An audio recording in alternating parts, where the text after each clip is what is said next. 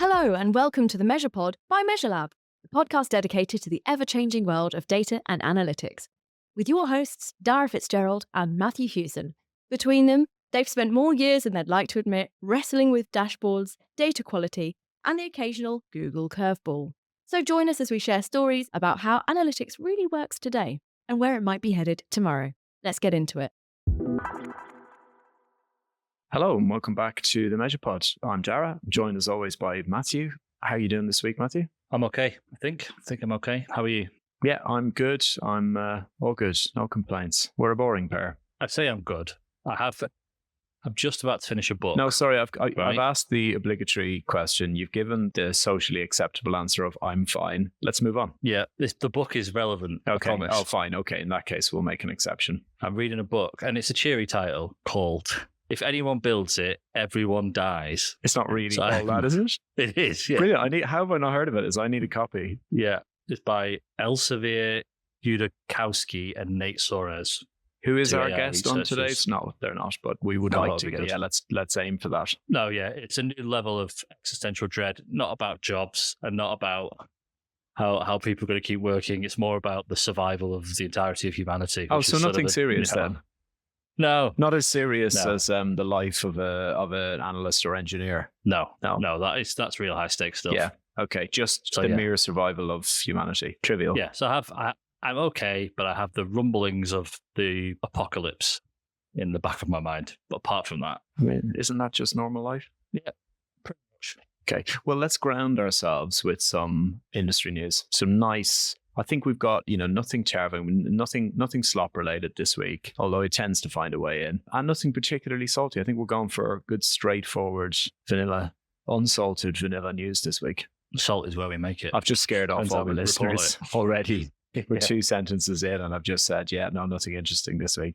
No, it's not that there's nothing interesting, but there's nothing crazy or terrifying this week. But there is some news. So we could start off with something a little light around the Notebook LM updates, maybe. So for anyone who's using Notebook LM, and actually for anyone who isn't, it's great. You really should. So it's one of the many things Google doesn't really shout about. It's almost like they just build these things and think, well, if people are interested, they'll find them, rather than marketing them particularly aggressively. But we at the company, and I think some of us personally use Notebook LM, it's a little bit more, you'll probably describe it better than me, but the way I would describe it is it hallucinates a lot less. It's basically only going to use the source material you give it, which can be YouTube videos, it can be Google Docs, it can be websites, and it will analyze those sources, but it will give you factual replies based on that information only, rather than trying to please you and making stuff up.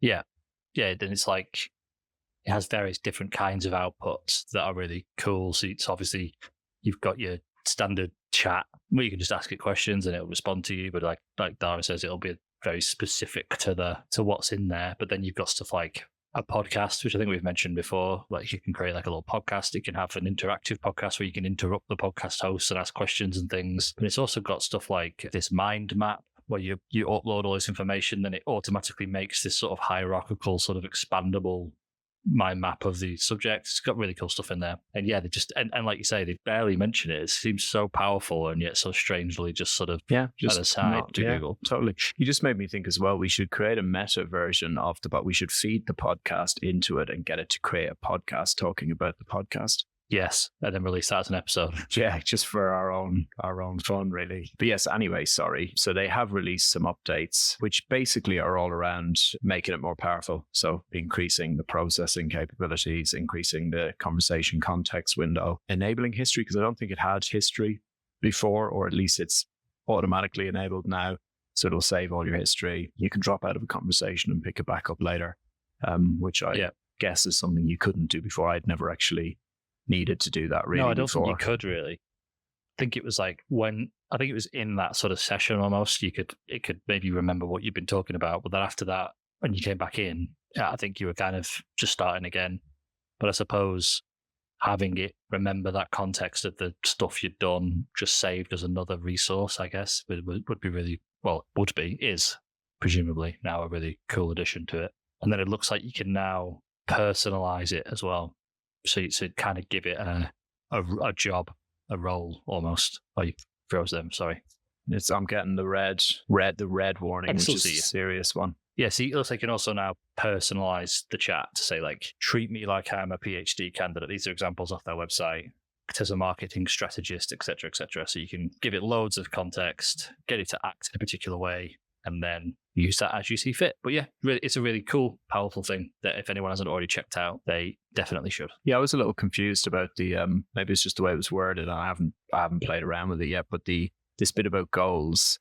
They talked about goals, but then they gave examples, some of which were more about what you call it, like tone or persona. And it was like, treat me like a PhD student, but that's not really a goal, is it? So I don't know. Is that I was slightly confused by that bit as to whether that's what they're calling a goal or whether that's a slightly different thing that you can now give it a persona. And then the goal would be something separate, saying my goal is to finish my thesis or whatever it may be. Yeah, I think it's just what they've called it, but it's part. So as part of that, so the wording, the exact wording they use underneath that is you can customize chat to adapt to a specific goal, voice, or role. So I think they're calling it goals, but it's got a couple of different things underneath there that it'll do.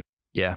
People like to give these companies like to give everything a pithy title, don't they? And yeah, goals, skills, etc.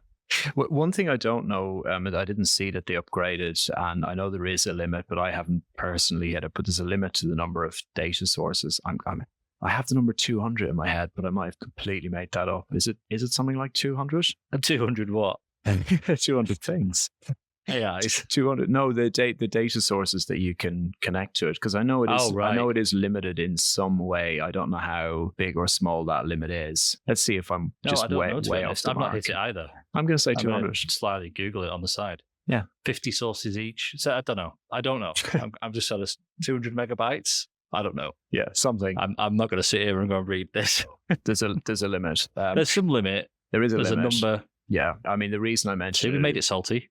We did. We always do. There's always a bit of salt somewhere to be found. Yeah, 200. Yeah, that sounds like a good number. Yeah. The reason it's relevant, obviously, is like if you're using it for like a one-off, as this is what I've done sometimes, where I'll just put something like a big document into it so that I can ask questions about that document. It's like a one-off situation, or maybe you might come back to it, but it's only ever going to be that one document. Or you might put a book in, your book that you read. If you had that in PDF form, you could chuck that in there and then probe it and ask it questions. But if you wanted in a more kind of business context, you might want to have lots of documents in there. You might want to have all of your company documents in there, or you might want to have all your, I don't know, every proposal you've ever written or whatever. And I guess that's where that limit would become a problem if it exists. But to be able to use it, to really truly use it as a, this kind of database of all of your information that you can then query and get a straight answer back from a non-sycophantic LLM. It would be nice if one of the things it doesn't really do currently is that you can't link it to a Google Drive folder. Like if you just point it at a folder and then everything in there gets indexed, would be great. But at the minute you have to point to specific docs, so it gets difficult to have like a living, ever-growing memory. But maybe that's what they're going at with Gemini Enterprise and things like that with company knowledge bases. That's probably where they'll come together. And actually, that's a good, Mr. Segue. You just segued into another piece of news there, talking about the Google and Enterprise company knowledge. And another piece of news is around OpenAI releasing their quote-unquote company knowledge. I don't think you can really trademark the words company knowledge, can you? Oh, well, people try and trademark anything. So you can. You can. Do it. There we go. Yeah. So this is, again, very similar to what Google are. I don't know, was this, tell me if I'm getting this wrong, but was this the artist formerly known as Agent Space that then became part of Google Enterprise, and now it's within Google Enterprise that you can have this cross-company knowledge? So I don't know. I think something like that. Yeah, I think Agent Space is now Google Business, Google Enterprise, and then that knowledge base sits within it. So we've been playing with Google Business a little bit, and you can add various sources that it can go and access, like Jira and things like that, Drive, obviously. And then ChatGPT seems to be doing similar things. Interestingly, it had a couple of apps that I was like, oh, that looks quite cool. So it's obviously it has all the Google apps, but it had Slack as standard and nice. Yeah. Jira and things and GitHub, which I'm sure Google does have, but I didn't see Slack in Google's version. So yeah, it can pull in all these different sources when you're talking to it. And I mean, it's really powerful. it does seem like, I think we've said recently that it feels like that's kind of the holy grail at the minute, is being able to, as a business, just chat to an LLM and it know everything you know and everything that the company knows, and just be able to get it to perform tasks, and like couple that with, say, Claude skills stuff, yeah, I where was thinking that. it's got particular templates and things, and it gets really powerful. Just unfortunately, they're all doing it separately and different versions and names to all the stuff. They are, and there's definitely an element of, keeping up with the Joneses, because Claude released their memory as well. I think the same. Good segue. Yeah, well, see, learn from the best. I think they released it on the same day as OpenAI released the company knowledge, or maybe they didn't release it, but I think it was one of these features that was available to some page users before, and then it rolled out to everybody. So, now Claude has memory as well. So it's like they are just doing their best to keep up with each other. And I think we might have promised, and by we, I mean you, promised to do a scorecard. We were going to look at which ones were performing best for which different types of use cases. So just called you out on that. Yeah, I did that. I released it and then taken it down since. Yeah, it was too good, and we just decided it's too popular. Yeah. But yeah, so there very much is this case of like one of them will release a feature, and very soon afterwards there'll be an equivalent version of it for whether it's Google with Gemini or Anthropic with Claude or whatever. They're very much trying to. I mean, it's an arms race, isn't it? Really. So yeah, literally an arms race. It does feel like it's Google's turn, but they're not quite as. I don't think they're quite as granular with the releases as the others at the moment. And I took a bit more salt in there. I think somewhere that something like Google lost 100 billion off its market cap when OpenAI released the Atlas browser. Really? Wow. Something. It's hard to know if that's a lot anymore. Yeah, that's probably just 10 pence. They're just numbers. Yeah. To multi-trillion-dollar companies, as they all are now. But you've got to feel they'll be spurred into action at some point with something. Maybe Gemini 3, which I predicted to have already come out, which hasn't. But let's not dwell on that. Well, no, listen, I'll defend you. I'll come to your defense here on this one, because it wasn't just your prediction. I think the whole industry was expecting it. And the reason I know that is because I was checking up on your prediction. And when I checked to see if it was out on the day you said it was, there was a whole load of news articles saying it was expected. So I don't think your prediction was, based on nothing. But it is weird, because usually the industry knows when these things are going to happen. So are they holding off because it's going to be something big, or are they just not ready? I guess we'll find out soon enough. Yeah, it was the safety stuff. You don't know, do you? No. And we have said before that they probably do, whether this is right or not, we suspect at least they might have to hold themselves to slightly higher standards in some respects, just because of the nature of their business and issues they've had in the past and whatever. Yeah, but what's going to be in 3.0, we don't know yet. But speaking of predictions, Mark Edmondson, who's a guest recently, did say that he thinks Google are going to finish the year in the lead. So he certainly thinks, whether it's Gemini 3.0 or something after that, but that it's going to be significant. So let's see if he's right. Yeah, I mean, the bits that have been floating around, that people have got early access to it via playgrounds, things like that, it look powerful. Whatever it is, if it's Gemini 3 or whether it's called something else, Gemini 2.8.6 or whatever, you never know. But yeah, interesting. Yeah. I guess the final thing really is potentially that OpenAI have, I think, now completed their restructuring. So probably everyone knows that originally OpenAI was founded as like a not-for-profit. It was kind of a research lab almost, and originally founded by like Elon Musk and Sam Altman and Ilovars Kuchkova, which I've almost certainly butchered his name. And then obviously they released ChatGPT.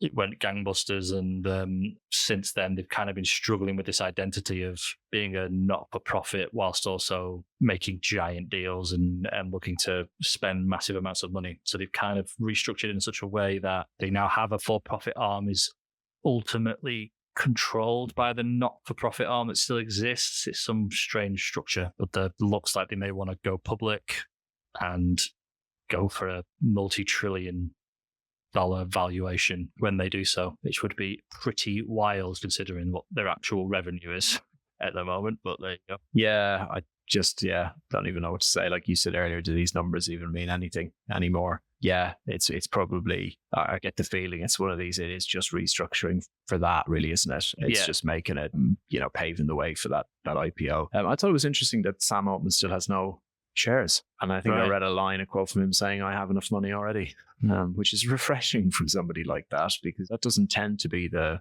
blueprint, does it? You wouldn't have No. our pal Zuck. I don't think he would give up too many of his shares, would he? Friend of the podcast. No, friend of the podcast, Zuckerberg. Hi, Mark. Yeah. Hi, Mark. How are you? Yeah, definitely seems like, well, it's a bubble, right? Yeah. It's a bubble, but there's quite a hot topic at the minute, the fact that it is a bubble or isn't a bubble. I think it's definitely a bubble, but it's what kind of bubble it is. And I don't like saying this, but I kind of agree with Jeff Bezos on his take on what it is. It's that, yes, it is a bubble, but it's an industry bubble, similar to like the .com and the biotech booms in the 90s, where massive overinvestment, a lot of shareholders lost money, but ultimately what came out of it, when it all sort of settled down and popped, was value and really powerful technology in terms of the modern internet and a lot of technologies and medicines that save lives. You compare it to like the 2008 crisis, the banking crisis, that was a bubble that just hurt everyone and was a disaster in that way. I think the value here is undeniable and will still exist after any bubble bursts and will still be transformative technology. It's probably going to come out in the wash at some point and the investments are going to be found out, but hopefully just rich people lose some money. Yeah, let's hope so. Yeah. I listen, I think you're right for what it's worth. Okay, so our guest on the show today is Juliana Jackson, who has been on the Measure Pod before, but not with Matthew and myself. So she was on with Dan and Bav previously. So we were very happy to get her on and have a what I thought was a really interesting conversation. We got her thoughts on a lot of these themes that we've been discussing lately around AI and its role in analytics, but also its kind of broader role in society. And we covered a lot of interesting things around, how companies are using it and maybe misusing it and what it means for people's jobs, including data analysts and scientists, and even what it's doing for things like critical thinking and what Juliana's thoughts were about that. So I thought it was quite a wide-ranging and quite deep conversation, which I really enjoyed. Yeah, slightly different takes to some other guests or perspectives than other guests we've had recently. So it's nice to get a broad view of perspectives on all this stuff. So it was really interesting. All right, enjoy the chat. Joining us on the Measure Pod today, we have Juliana Jackson, who is actually joining the Measure Pod for the second time, although the last time you were on, it was Dan and Bav that were hosting. So I think I can speak for Matthew and say that we're both really excited to have you back on, and we're looking forward to having a conversation with you. Some of our listeners will know who you are already, either from your podcast with Simo or from some of your own content.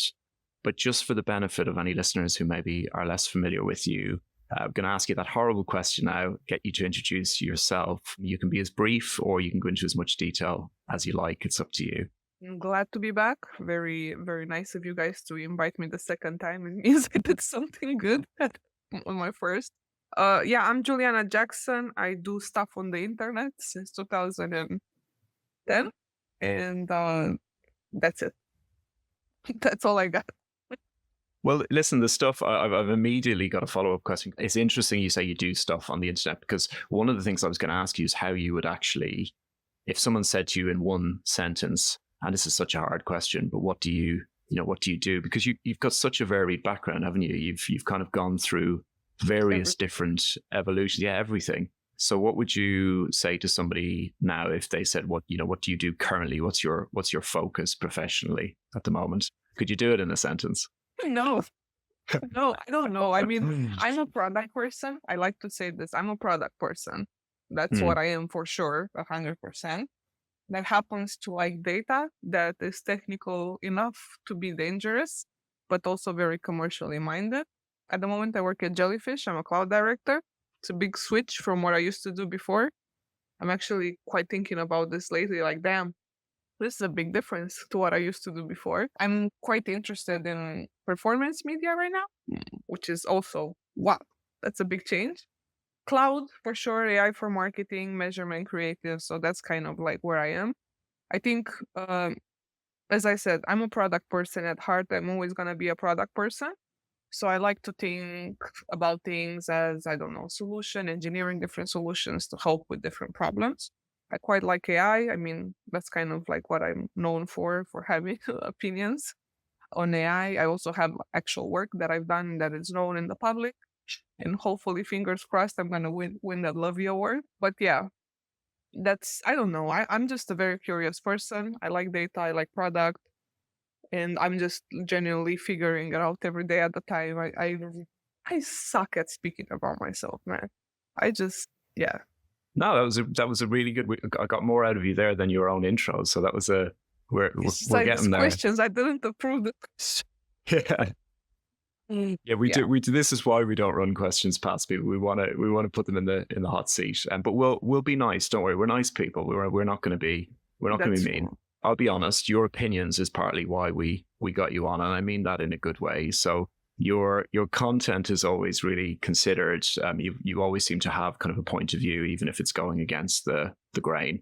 And again, partly because of your kind of diverse background, you've gone through so many iterations. And even where you're working now, you're kind of at the intersect. You said it's very focused now on performance marketing, which is new to you. But you've always had that kind of technical curiosity. So I think I'm going to make a bit of a confession here to our listeners. We kind of teed this up when you and I spoke, and we said, look, how about we do something a little bit clickbaity and say, is AI going to make data scientists and analysts redundant?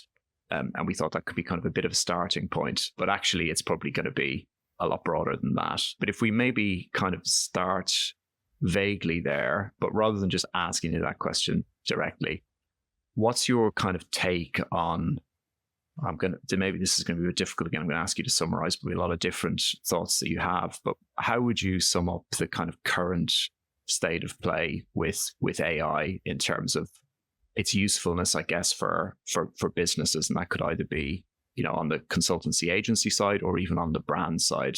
Where do you think it's at in terms of like, is it ready to be used properly, or is it still just a bit of a pipe dream and we're a long way off being able to actually use it practically? Okay, expect a very long answer. So what is AI really?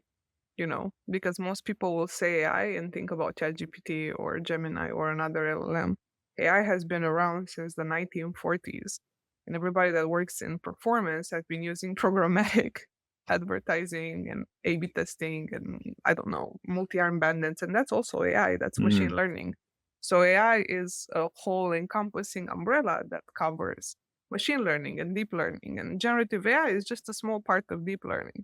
So I think the biggest issue that we have as an industry is we really don't know what we're talking about, but it's provocative, right? It gets people going, just like that song. And I think because of the lack of understanding of what we are saying when we're saying AI, we're just making very stupid decisions, or we're, just trying to chase things. Like, look at vibe coding right now. Everybody a few months ago was showing, oh my God, look at Lovable, look at their valuation. Oh my God, look at Cursor. And as you can see, every media publication in the last week or two has reported that people don't use vibe coding anymore because it's stupid. No shit. Like, it's kind of like, it depends. AI has a lot of applications. I think in the context of digital marketing and analytics, sure, AI has its place and has been having its place for years. I think it's about making the distinction between machine learning and generative AI. I think all of us here in this recording have used ML to a degree. Every type of advanced analysis that we do, be it, I don't know, propensity modeling, propensity scoring, prefetch, all of this analysis that we do in, using SQL or what the fuck we're using, is still artificial in use of artificial intelligence, but it's a branch of it. So sure, in the digital analytics community, we have been completely disrupted because now we think that we can use a large language model to do analysis for us. I'm really terrified of people using MCPs.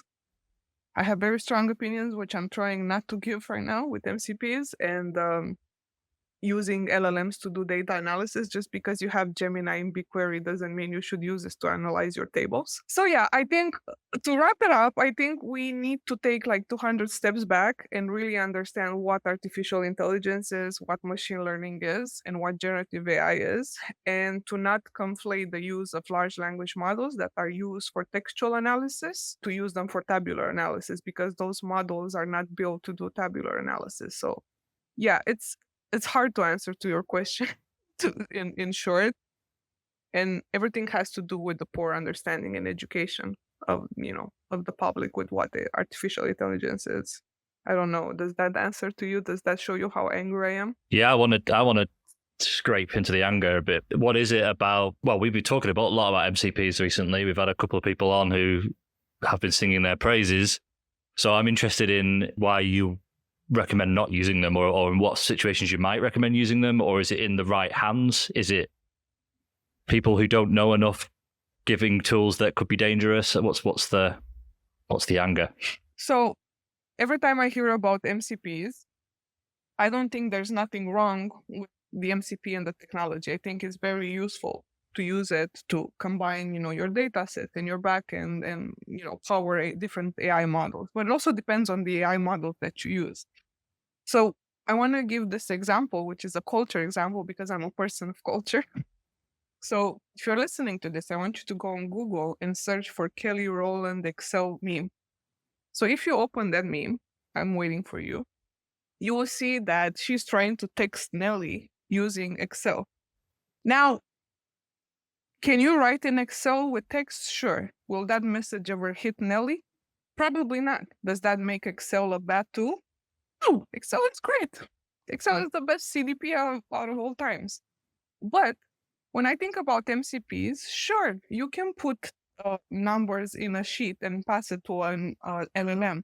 Will that LLM be capable of do proper data analysis? No, because it's a textual analysis model. It's a transformer that takes text and makes predictions based on the tokens on what is the most likely thing that would be the answer.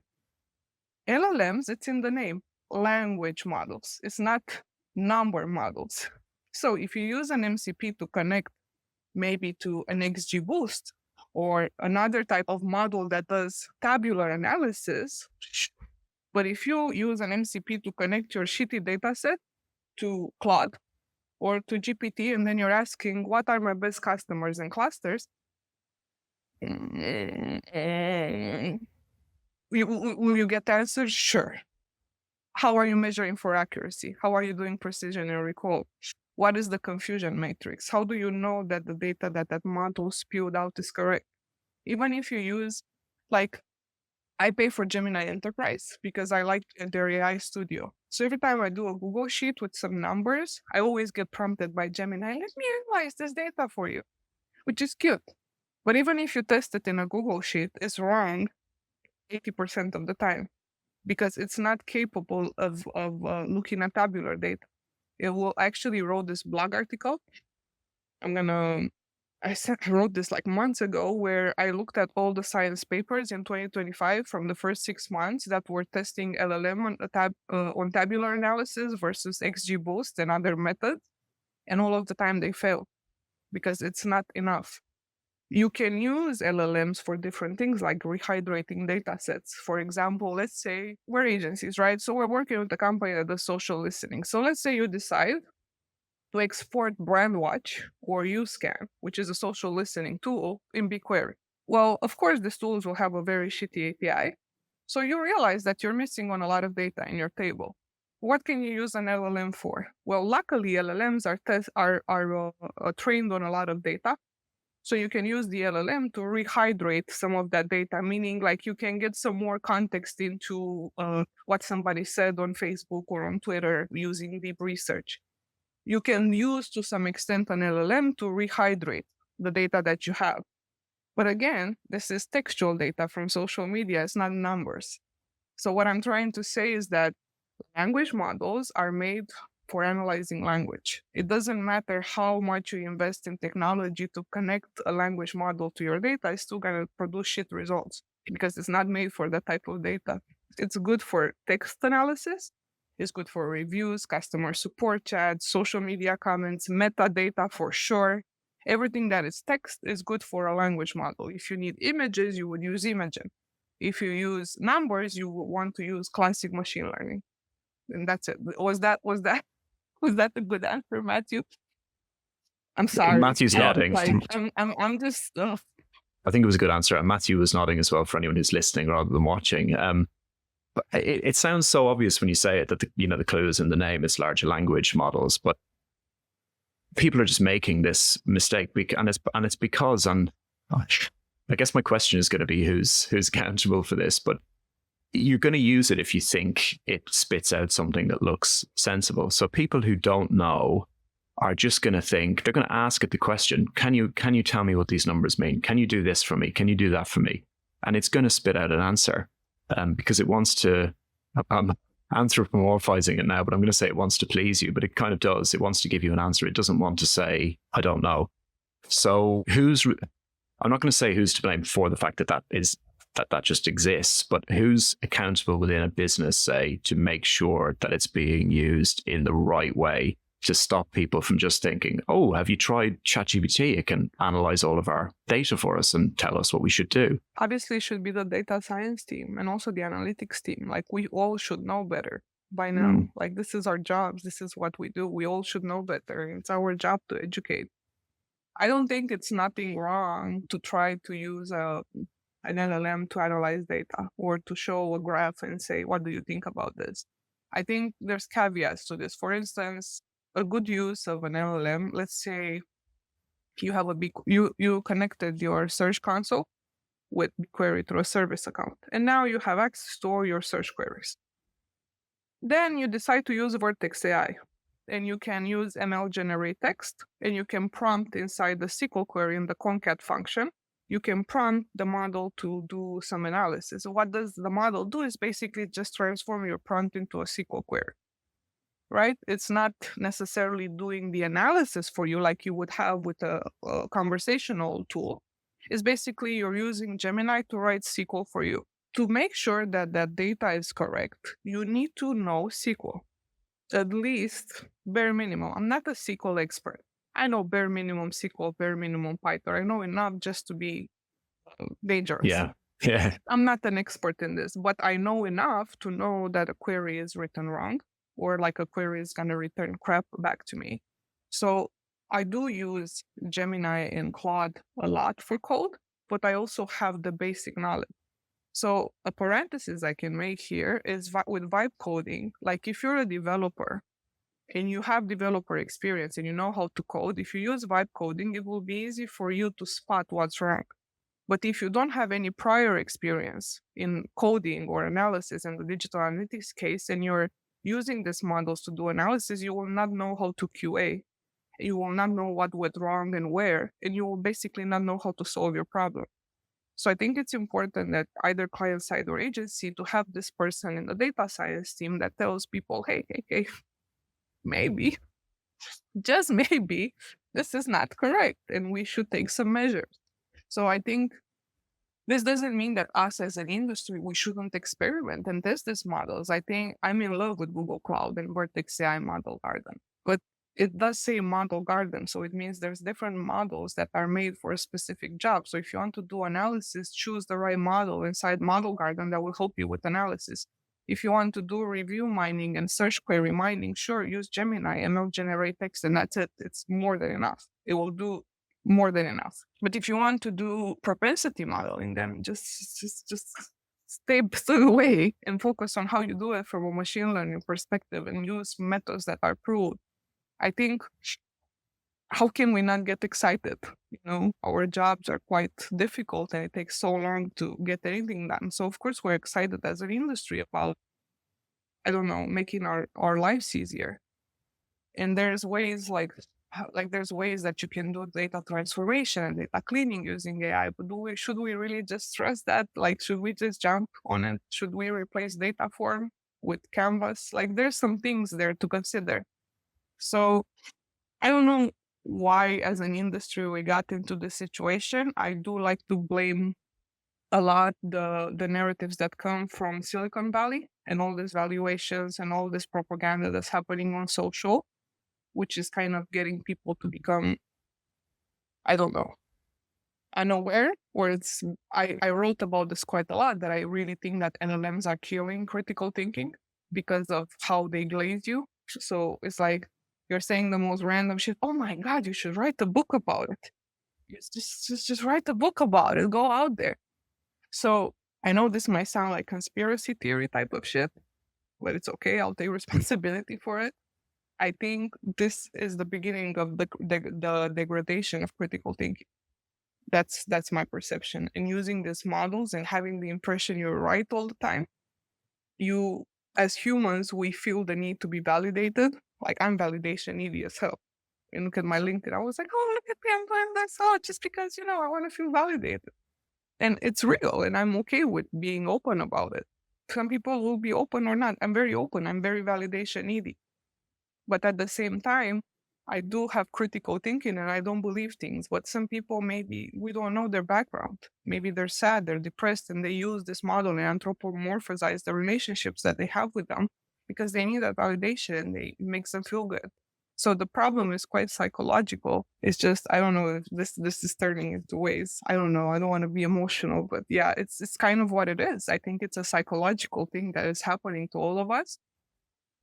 And because we get that validation, we tend to forget that things, are not necessarily as easy, as simple as, social media or industry outlets are trying to portray them. I don't know. I think something else that I read in one of your articles where, on the subject of, it potentially killing off critical thinking. And I know you also said about, convenience being prioritized, I guess, over understanding. And that seems to be, something that's that was already, when the internet came along, that was kind of the first step, wasn't it? It's like you could kind of, you don't really need to know certain information anymore. You can just find it whenever you need it. You don't need to store it in your own brain anymore. But LLMs are just exacerbating that problem, aren't they?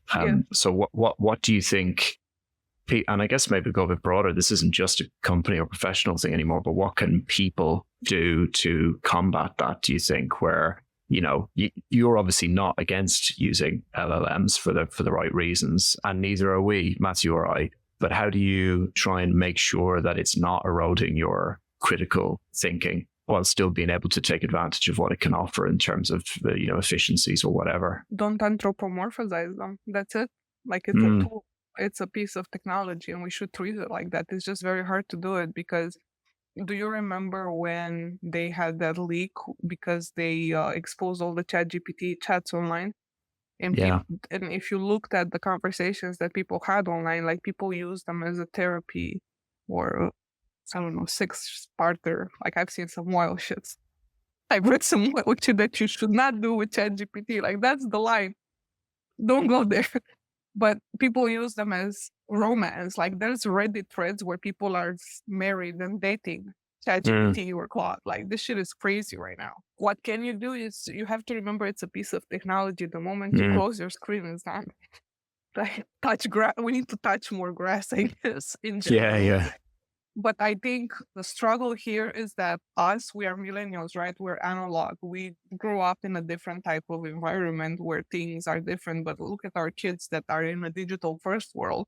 My son uses Claude right now to do his homework or do research. And I didn't taught him.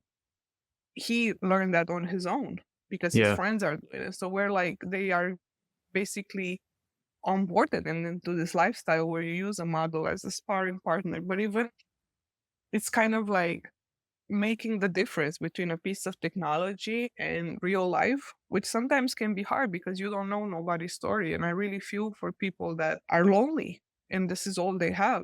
So I don't judge people that use these models in a personal way. I mean, I do judge the ones that have sex with it for sure. That's fucked up. But like the people that use them because they feel the need to talk to somebody or they feel the need to, it's you cannot judge that. Like, people are lonely and it's what it is. But if we go out of the human part of it and back to our industry, I think in analytics, as I said, we should know better.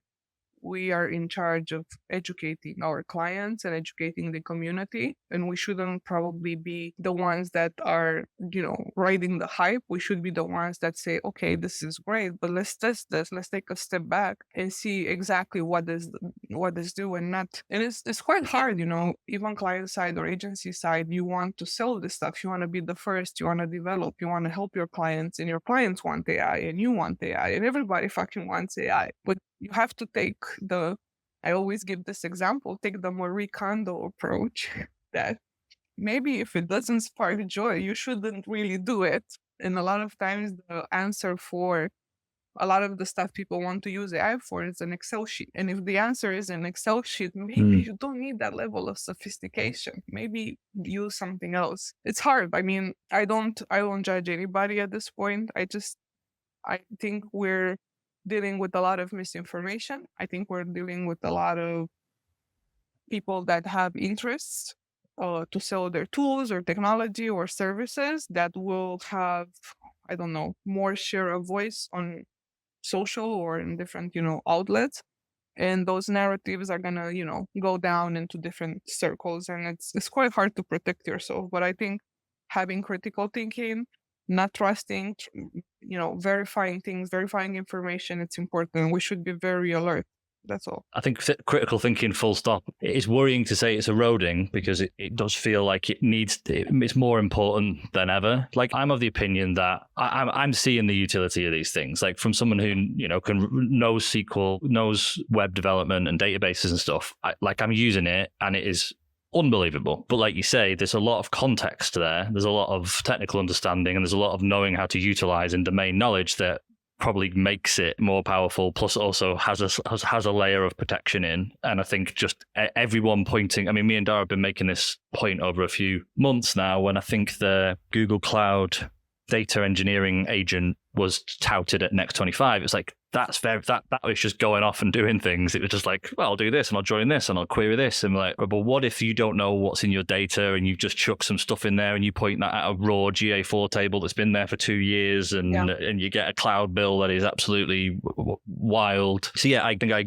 half agree with you in terms of like, it's dangerous, but I have seen the utility. I think you are saying you have seen the utility. I am known for AI work. Yeah.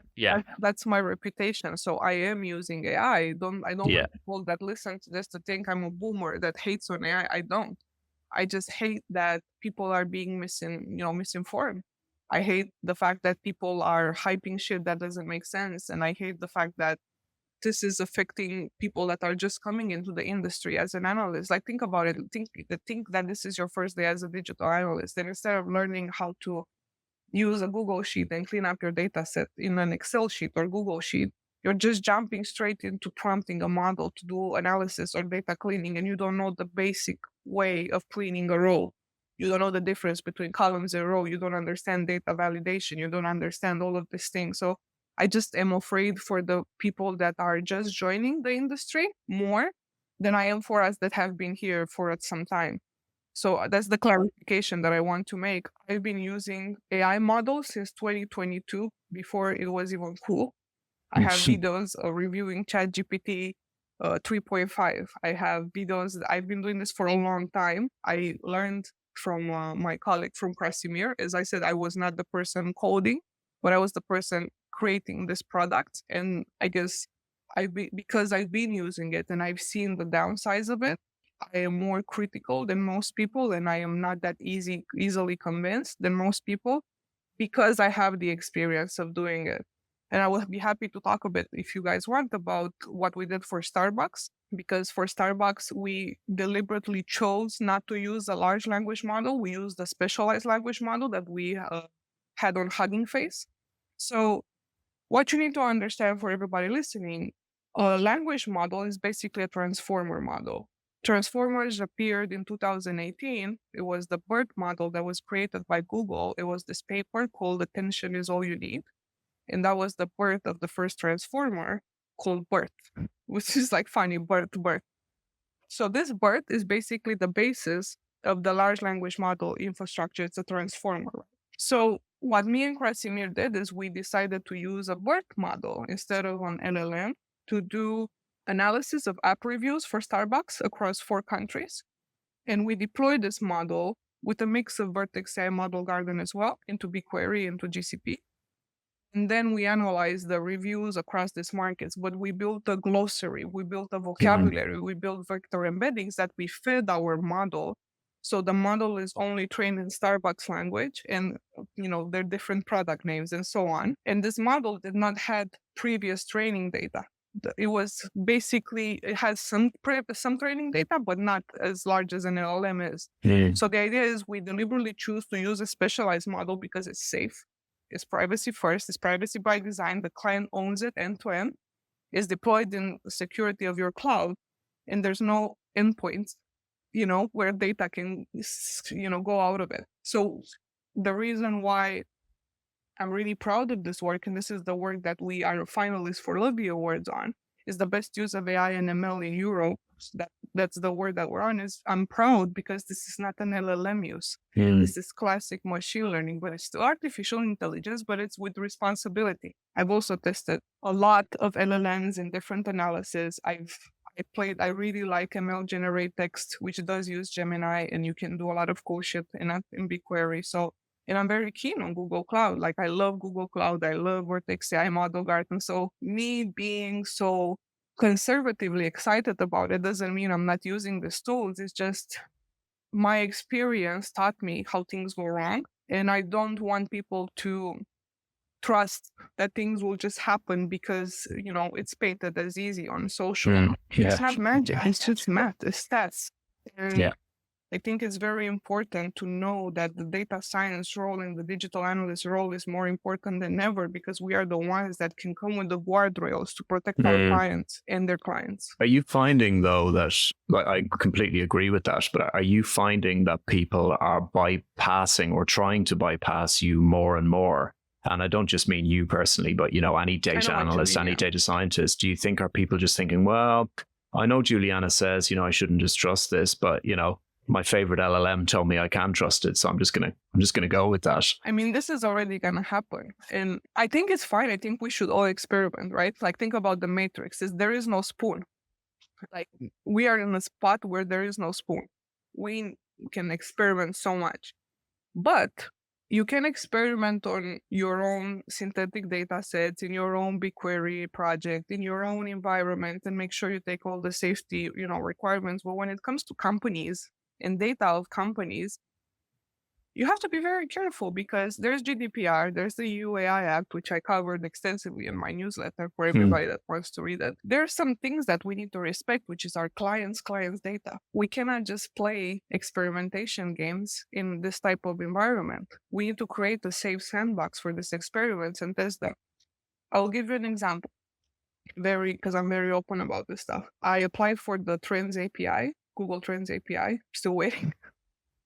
Like everybody else, I want to mix that data with YouTube data and Search Console data to do organic discovery measurement. That's my plan. That's the new product I'm working on right now. But I'm using my own data first. I'm going to use my own GCP project, my own Search Console, my own YouTube Analytics API, and the Google Trends data, because I want to test this in my environment first to see all the problems that can occur before I even go to a client and say, hey, this is the new way to measure organic discovery. So what I'm saying is, it's good to experiment, but you have to respect the companies that you serve, and you have to respect the company that you work for, and be careful to protect that company. I think the risks are so high, and we shouldn't mitigate these risks. We should respect it and understand them very well, and be responsible of how we use these technologies, so we don't create issues for our clients. That's all. I'm just very careful with that. Privacy is so important to me. It's interesting, isn't it? Because some clients aren't great at protecting their own. The people who are adopting the models, and I remember now, and it's interesting, that Starbucks example you gave. I was at a conference a few years ago, and they kind of described the sort of post-training of LLMs, where you can sort of fine-tune it as a giant opaque black box full of stuff. And then you get a handful of your stuff and just chuck it into the soup and then close the lid. And it's like, it might be a little bit better at doing what you're doing, but you don't know what you've just chucked it into. You don't know what all the various cross-contaminations that are going on in there. And the what you're getting out of it is probably not very robust. Whereas something the approach you took, where you just kind of went from scratch and trained it from the bottom up, I imagine, first of all, is a lot better from a PII privacy perspective, but probably gives better results for a very specific need. And it's easier to pipeline, because how are you going to pipeline a prompt? Tell me how you're going to pipeline a dashboard and a prompt and a workflow, because data changes. So if your prompt worked today, will it work the next week? Will it work during peak? Will it work during seasonal sales? Will it work during summertime?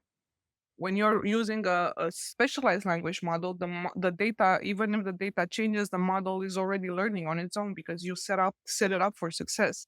So my pipeline that I built with Cressy never crashed once in 3 years. So Yeah.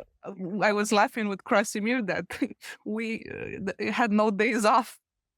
The poor model had no days off, like just like us for the last years.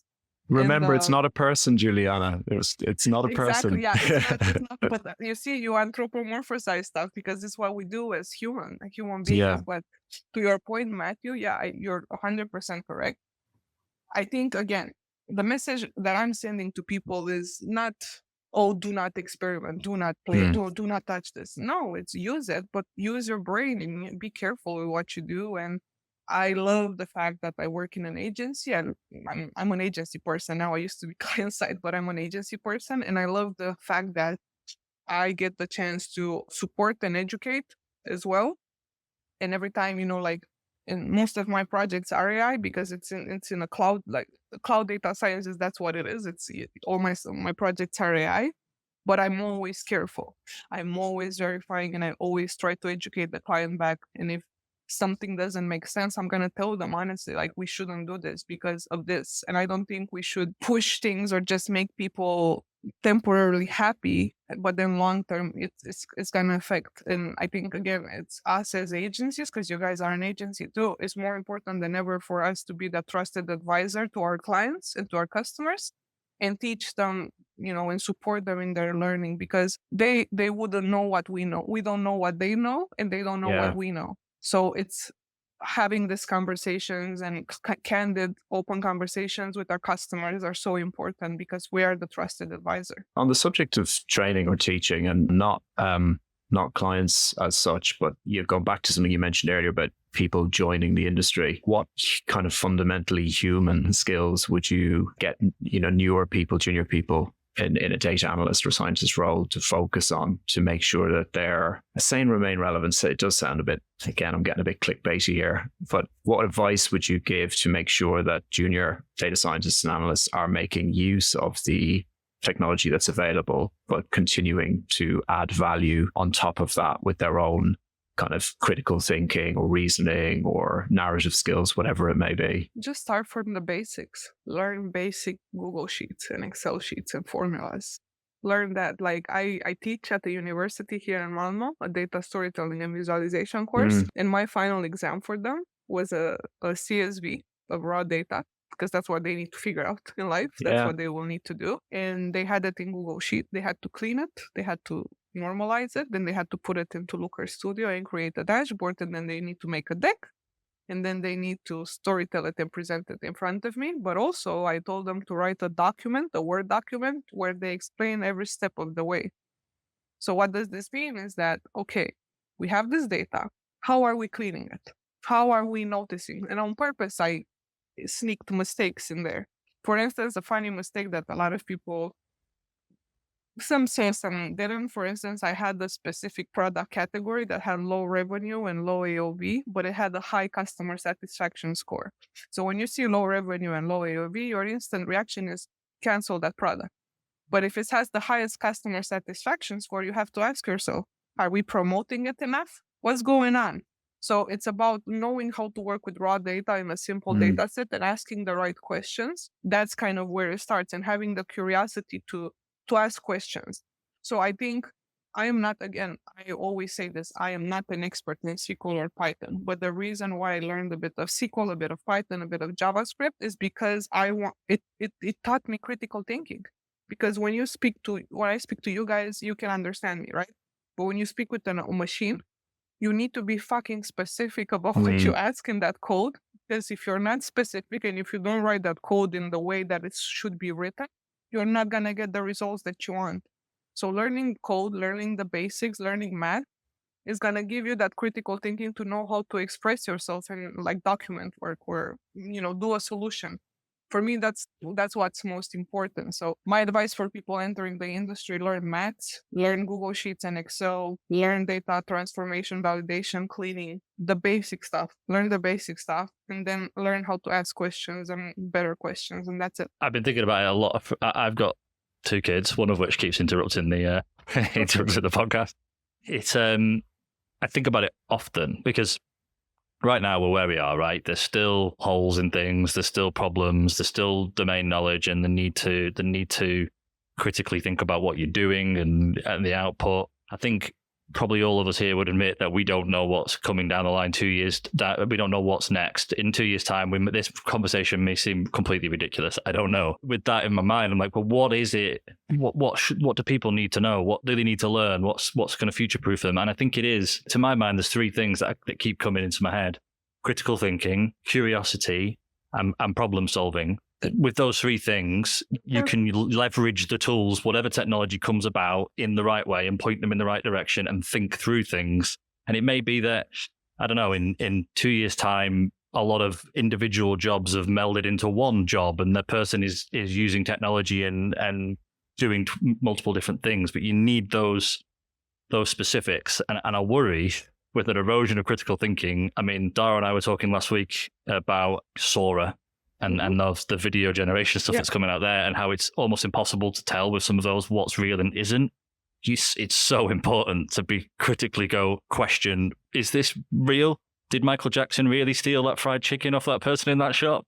And not just take things at face value. So yeah, that's a little rant, but that's what I've been thinking. Very similar things from a kid's perspective, not just an entry into work perspective. No, and I agree. I have a 14-year-old son and a 5-year-old son. So with the 14-year-old, it's quite interesting because I think it's so hard to be safe on the internet these days as a teenager. So what I'm trying to do with him is to build his confidence and self-trust, because the more confidence you have as a person, the less likely it is that you will be immediately affected by what you consume. Because he consumes TikTok. I didn't let him until 13 to get on TikTok or on social media. I've been quite, conservative with what I let him, but you cannot stop him to do it because his friends are doing it.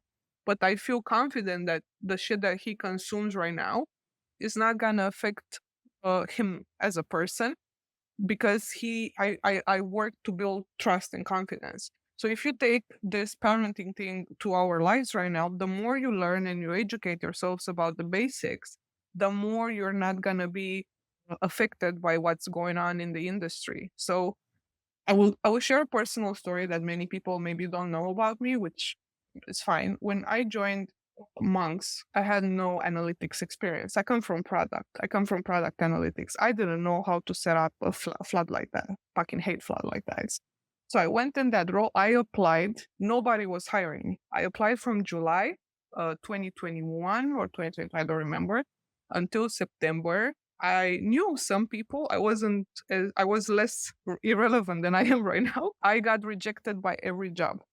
A lot of people in this industry that now, it's quite funny to me, but I got rejected by every job because I was not a GTM expert, because I was not a GA expert back then. It was just that depth of universal analytics when I moved into the industry. So I only knew GA4, I didn't know UA, which in hindsight, Jesus Christ. And the only reason I got hired at Monks is because Doug saw in me the curiosity. And he said, okay, you might not be an analytics expert, but you know business and you know product and you know commercial. You're curious enough to learn. So I went in the job, and the first 6 months, it was me working as an analytics person, and I completely sucked at it. I was good at, creating, solutions and documentation. God, I sucked at technical implementation. So I had the opportunity then to move into this experimentation data science role where I could find myself and who I am as a person. So what I'm saying is that all the skills that I've built from a commercial product perspective, I carry through, because there's things that hold true.